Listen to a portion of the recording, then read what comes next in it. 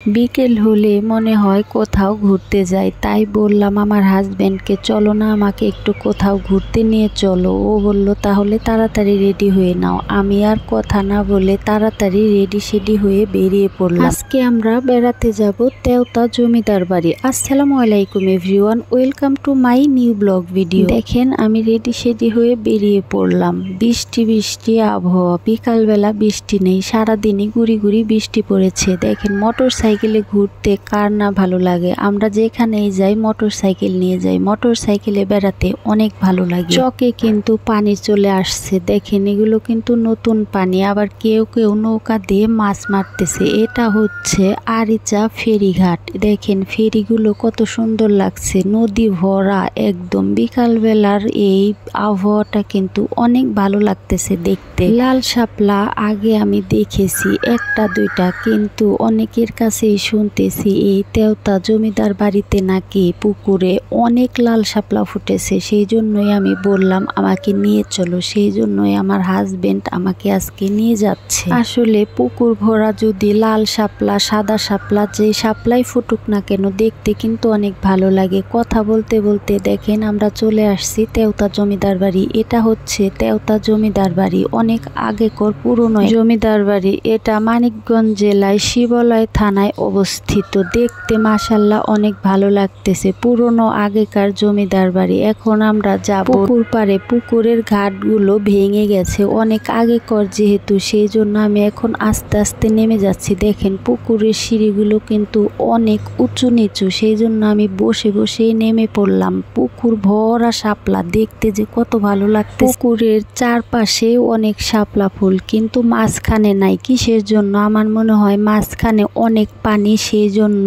মাঝখানে শাপলা নাই, শুধু চারপাশে। এই পাশটায় একটা ছেলে বড়শি নিয়ে বসে আছে মাছ ধরার জন্য বসে আছে। আমি আবার এই পাশে একটু উঠে পড়লাম। মনে হচ্ছে না জানি কত উঁচুতে উঠছি, আমার তো অনেক ভয় লাগতেছে পড়ে যাব নাকি। সিঁড়িগুলো কত উঁচু দেখতে পারেছেন বন্ধুরা, আমি তো বসে নামতেছি। প্রথম সিঁড়িটাই বেশি উঁচু, তারপরে সিঁড়িগুলো একটু নিচু। আমি আস্তে আস্তে নেমে পড়লাম। দেখেন বন্ধুরা আমার কিন্তু অনেক ভালো লাগতেছে দেখতে। আপনারা চাইলেও এখানে আসতে পারেন, অনেক ভালো লাগে। বিকেলের মনোরম দৃশ্য, তারপরে পাখির কিচিরমিচির ডাক। ছেলেটা মাছ ধরা বাদ দিয়ে চলে গেল, মনে হয় লজ্জা পাইছে, সেই জন্যই চলে গেল। এখানে কিন্তু একটা পুকুরি অনেক বড়, আর এই পাশে দুইটা ঘাটলা। আমরা এক পাশের একটা ঘাটলা এসে একটু ভিডিও করলাম। আমার মনে হচ্ছে আমি সাঁতরে যে শাপলাগুলো ছিঁড়ি, কিন্তু কি আর করার, শাপলা তো ছিঁড়া যাবে না, যেহেতু শাপলা ছিঁড়তে গেলে আমি তো ভিজে যাব। আর আমাদের বাড়িও তো এখানে কাছে না, অনেক দূরে। কিন্তু আমার অনেক ইচ্ছে ছিল একটা শাপলা ফুল নেওয়ার। আমি শুনেছি লোকে বলে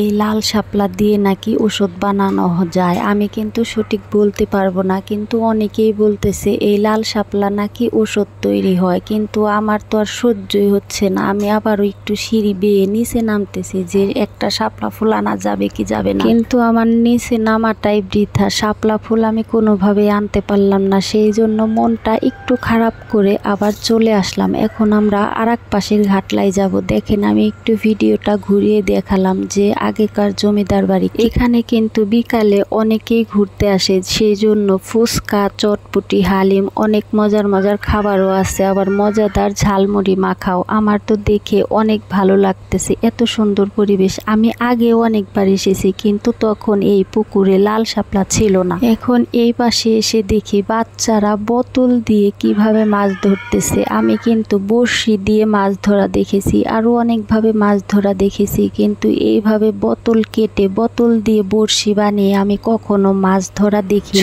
ছোট বাচ্চারা ওদের মাছ ধরার এই টেকনিকটা দেখে আমি তো অবাক। এত সুন্দর বুদ্ধি মাথায় নিয়ে কিভাবে ঘুমায় এরা, এত সুন্দর করে মাছ ধরে। আবার দেখেন পলিথিনে পানি দিয়ে কিভাবে রেখে দিয়েছে যাতে মাছগুলো মরে না যায়। এইদিকে আবার আমার হাজবেন্ডের দেখে মাছ মারার ইচ্ছে ছিল। ওই পাশে দেখেছিলেন একটা ছেলে বড়শি নিয়ে বসেছিল, ওর বড়শিতে কিন্তু একটা মাছও ধরে নাই। এইদিকে আমার হাজবেন্ডের মাছ ধরা দেখে আমি তো অবাক। ও বড়শি ফেলানোর পরেই একটা ছোট মাছ ধরেছে। বড়শির থেকে এই বোতলের বড়শিগুলোই ভালো, টপাটপ মাছ ধরতেছে, 2টা 3টা করে মাছ পড়তেছে। এদিকে আবার ও একটা বোতল ওই বাচ্চাটার কাছ থেকে নিয়ে নিজেই ফেললো। দেখেন মাশাআল্লাহ এইখানে কিন্তু 2টা মাছ ধরেছে। আমি তো পুরাই অবাক এইভাবে মাছ ধরার টেকনিক দেখে। আমার কিন্তু আজকে বিকেল বেলাটা অনেক ভালো লাগলো, এত সুন্দর মনোরম পরিবেশ, ঘুরতে অনেক মজাই পেয়েছি। এরপরে বাচ্চাদের মাছ ধরার টেকনিকটা দেখে আমার আরো ভালো লেগেছে, মনটা পুরাই খুশি হয়ে গেছে। অনেক ঘোরাঘুরি করলাম, অনেক কিছু খাওয়া দাওয়া করলাম,